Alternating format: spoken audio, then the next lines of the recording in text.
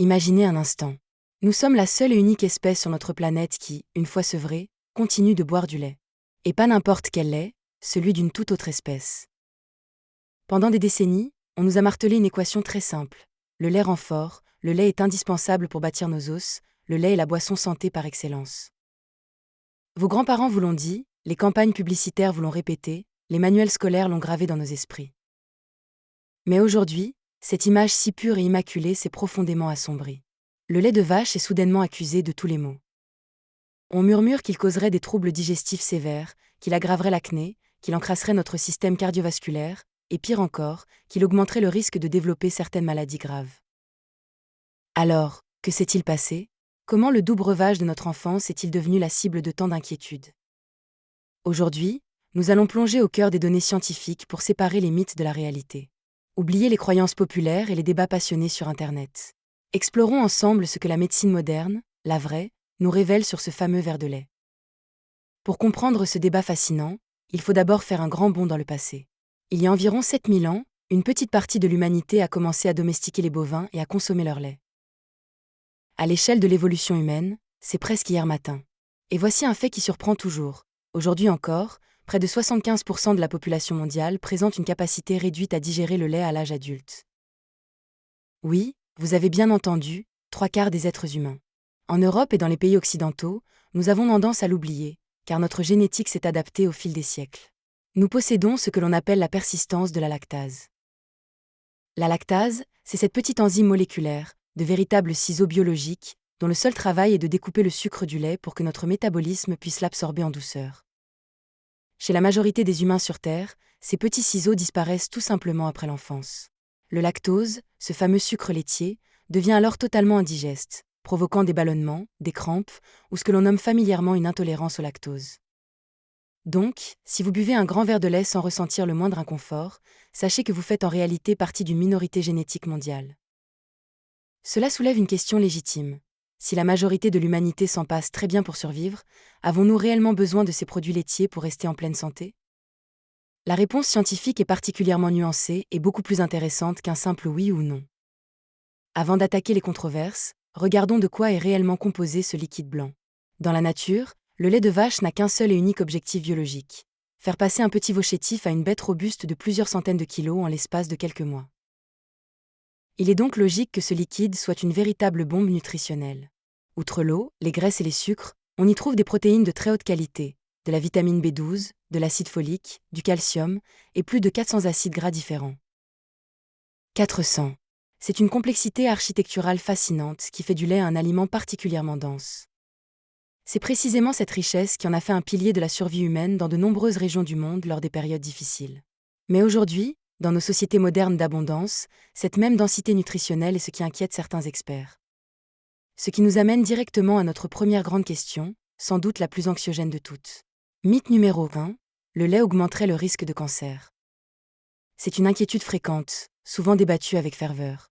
La théorie repose sur un élément biologique bien précis contenu dans le lait. Le facteur de croissance analogue à l'insuline de type 1, plus couramment appelé par son acronyme médical, l'IGF-1. L'IGF-1 est une hormone parfaitement naturelle. Nous en produisons tous, que nous buvions du lait ou que nous soyons strictement végétaliens. Cette hormone est cruciale pour notre métabolisme. Elle donne à nos cellules le signal de se multiplier et de grandir, particulièrement pendant l'enfance et la puberté. Mais voilà le paradoxe qui effraie. Si le lait stimule la croissance cellulaire en général, ne risque-t-il pas de stimuler aussi la prolifération de cellules anormales ? Les études médicales montrent effectivement que les buveurs réguliers de lait ont un taux de cette hormone de croissance environ 10% supérieur à la moyenne. Cela explique d'ailleurs pourquoi les grands consommateurs de lait pendant l'enfance ont tendance à être légèrement plus grands en taille à l'âge adulte. Et plus de cellules, une croissance prolongée, et donc statistiquement, une légère modification théorique du renouvellement cellulaire à long terme. Mais que nous disent réellement les vastes données cliniques sur les patients ? Les résultats sont étonnamment divisés, et très spécifiques selon les organes. D'un côté, pour la prostate, il semble exister une corrélation préoccupante. De nombreux experts soulignent qu'une consommation très élevée, c'est-à-dire supérieure à 1 litre de lait par jour sur le très long terme, pourrait être associée à un risque légèrement accru chez l'homme. Mais d'un autre côté, une vaste analyse globale des données a montré qu'il n'y a absolument aucun lien solide avec le cancer du sein. Mieux encore, et c'est là que la biologie nous surprend toujours, une consommation modérée et régulière de produits laitiers est associée à une diminution significative du risque de développer un cancer du côlon. Le lait agirait donc comme un protecteur pour notre système intestinal. Affirmer de manière catégorique que le lait donne le cancer est donc une simplification grossière. La génétique, le tabagisme, la sédentarité et le poids corporel global jouent un rôle infiniment plus déterminant. Mais l'histoire scientifique ne s'arrête pas là. Cela nous amène au mythe numéro 2. Le lait bovin contiendrait des marqueurs biologiques spécifiques susceptibles, selon une hypothèse, de provoquer une inflammation à long terme. Cette idée digne d'un roman de science-fiction provient pourtant des travaux très sérieux d'un éminent virologue et prix Nobel basé en Allemagne. En observant les cartes mondiales de l'évolution des maladies, son équipe a remarqué une anomalie frappante. Dans des pays asiatiques comme le Japon ou la Corée du Sud, les taux de certains cancers étaient historiquement très bas. Mais dès l'introduction massive de viande bovine et de produits laitiers issus de vaches européennes au milieu du XXe siècle, ces taux ont mystérieusement grimpé en flèche. Pourtant, dans un pays comme la Mongolie, où la population consomme énormément de viande et de lait de yak depuis des millénaires, les taux de cancer restent remarquablement faibles. Pourquoi cette différence radicale ? Le mystère s'est éclairci lorsque les chercheurs ont examiné de près le sang des bovins d'Europe. Ils y ont identifié de nouveaux éléments génétiques. Ce n'est ni vraiment un virus classique, ni tout à fait une bactérie. Ce sont de petits éléments génétiques appelés plasmides que les scientifiques étudient aujourd'hui avec une attention extrême. L'hypothèse actuelle est qu'une exposition très précoce, pendant la première année de vie de l'enfant, alors que son système immunitaire est encore en pleine formation, pourrait entraîner une réaction silencieuse du corps. Cette infection créerait une inflammation chronique, une sorte de bruit de fond persistant du système immunitaire, qui, des décennies plus tard, pourrait favoriser des mutations cellulaires. Attention cependant, il est crucial de garder la tête froide. Nous sommes ici à la frontière absolue de la recherche médicale expérimentale. À ce jour, ces théories fascinantes sont explorées en laboratoire, mais aucune preuve formelle ne justifie d'éliminer les produits laitiers sur cette seule base. C'est une piste captivante pour l'avenir de la médecine préventive, mais pas une sentence définitive pour votre petit déjeuner. Redescendons sur Terre, vers une préoccupation beaucoup plus visible au quotidien. Mythe numéro 3. Boire du lait donne inévitablement de l'acné. L'acné est une affection de la peau redoutablement complexe, un carrefour biologique où se croisent la génétique, les fluctuations hormonales et les influences de l'environnement. Mais qu'en est-il de notre grand verre de lait frais ? Une méta-analyse majeure, regroupant près de 72 000 patients, a révélé une tendance très claire. Consommer un verre de lait par jour pourrait augmenter le risque de développer ou d'aggraver l'acné d'environ 8%, et ce chiffre peut grimper jusqu'à 12% si la consommation est beaucoup plus élevée. Toutefois, la nuance médicale est capitale ici. Le lait ne crée généralement pas l'acné à partir de rien. Si vous avez une peau parfaitement saine et équilibrée, un cappuccino ne déclenchera pas soudainement une éruption cutanée sévère. En revanche, si vous souffrez déjà d'une acné modérée à sévère, les hormones naturellement présentes dans le lait de vache pourraient agir comme un accélérateur inflammatoire, exacerbant vos symptômes cutanés. Si vous êtes dans cette situation inconfortable, il pourrait être médicalement conseillé d'observer comment votre peau réagit en modérant temporairement votre apport en produits laitiers. Ce qui nous conduit au cœur même de la réputation dorée du lait. Mythe numéro 4. Le lait est indispensable pour avoir des os solides et prévenir les fractures. Le calcium. C'est le mot magique, la brique fondamentale de notre architecture squelettique.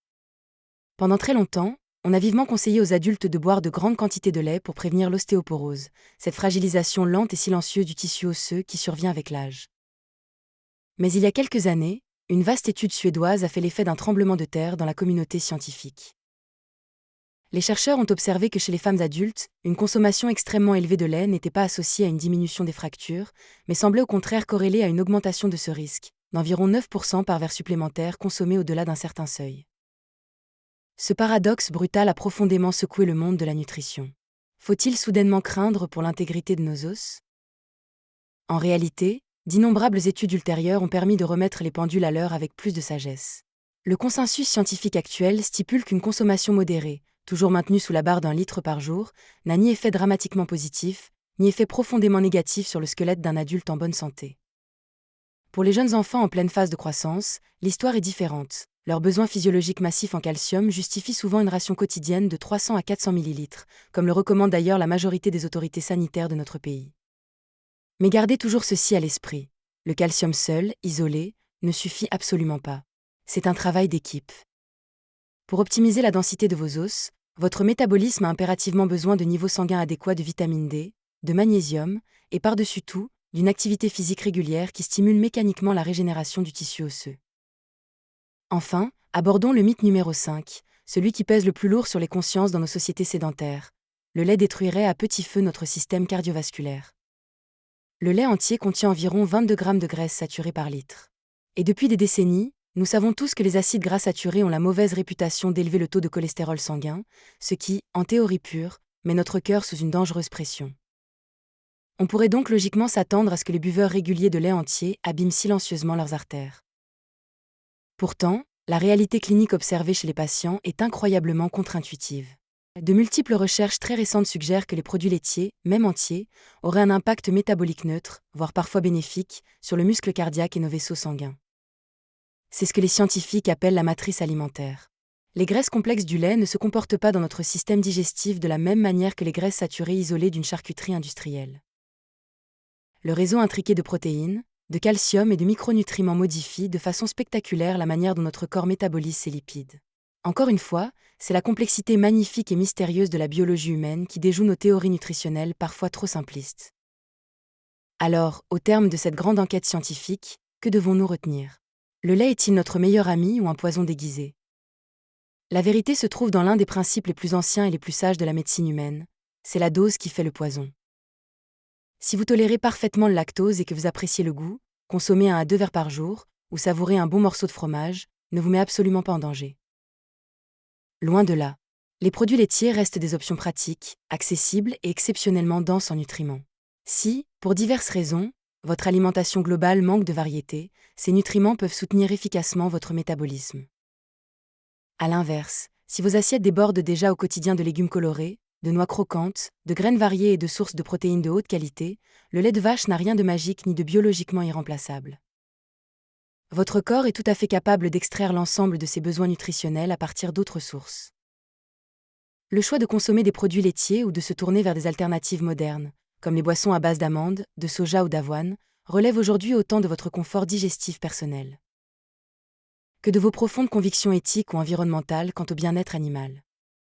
Mais d'un point de vue purement physiologique, l'extrémisme diététique n'a jamais sa place en médecine.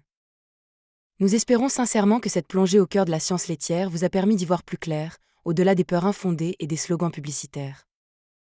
La nutrition n'est pas un dogme rigide, c'est une science vivante, en perpétuelle évolution, et absolument passionnante. Prenez grand soin de vous, restez toujours curieux face à ce que vous mettez dans votre assiette, et à très bientôt pour décrypter ensemble un nouveau grand mystère de notre formidable corps humain.